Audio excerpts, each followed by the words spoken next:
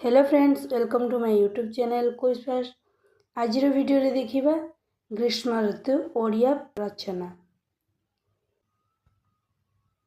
ग्रीष्म ऋतु उपक्रम।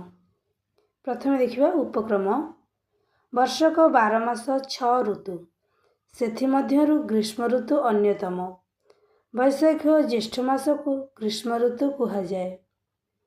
एही ऋतु रे दिन बड़ और राति छोट।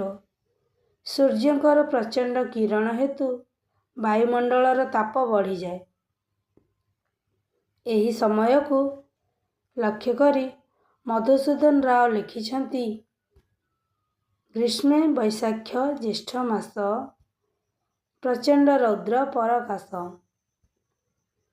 ग्रीष्म ऋतुर प्रकृति देखिबा। ग्रीष्म ऋतुर प्रकृति कौन रही। एही ऋतुरे सूर्यंकर प्रकोप असह्य होई पड़े। चारिआड हाहाकार सृष्टि करे।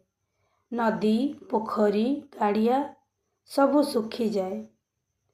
जल अभावरु समस्त प्राणी पशुपक्षी वृक्षलता मनुष्य और जीवजंतु असुविधार सम्मुखीन होइथांती। केतेबेले बण जंगल रे निआं लागिलाणी तो केतेबेले वन्यजंतु पोड़ी मरी गलेणी। केतेबेले बाटोई छाई और शोषर शिकार हेलाणी तो केतेबेले झांझी पवन तार तांडव नृत्य रचिलाणी। एहीपरि आमर धन जीवन अरण्य संपद नष्ट हुए। पर्वपर्वाणी ग्रीष्म ऋतुरे पर्वपर्वाणी कौन रही देखिबा। अन्य ऋतु मानक भली एही ऋतुरे लोक माने विभिन्न पर्वपर्वाणी पालन करिथांती। सेगुड़िक मध्यरे पणा संक्रांति, चंदन यात्रा, रज और सावित्री प्रभृति प्रधान। एही सबु पर्वपर्वाणी गाँ ठारू आरंभ करी सहर पर्यंत आनंद मुखरित होई उठे। उपकार ग्रीष्म ऋतु रे कौन सबु उपकार रही देखिबा। सूर्य उतापरे समस्त जलराशिर जल बाष्प आकार रे उठी जाई आकाश रे थाए। सेही बाष्प मेघ होई वर्षा ऋतु रे पृथ्वी को आसे। एही ऋतु वर्षा ऋतुर सृष्टिकर्ता। तेणु ग्रीष्म ऋतु को वर्षा ऋतुर सृष्टिकर्ता कहा जाए।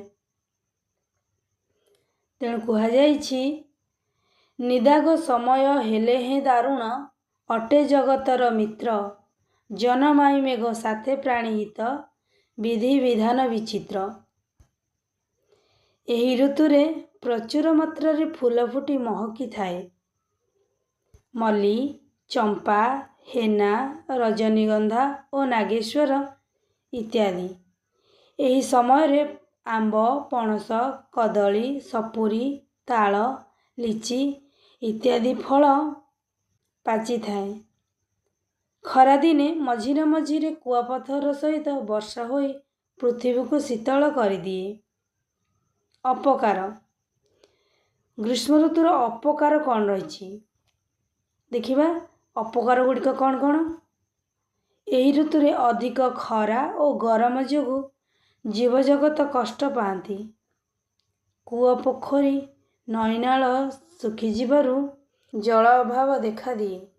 जल अभावरु बाड़ी बगीचा घासपत्र मरी जाए, जहाद्वारा तृणभोजी प्राणी विचरण करिबारे असुविधा होइथाए।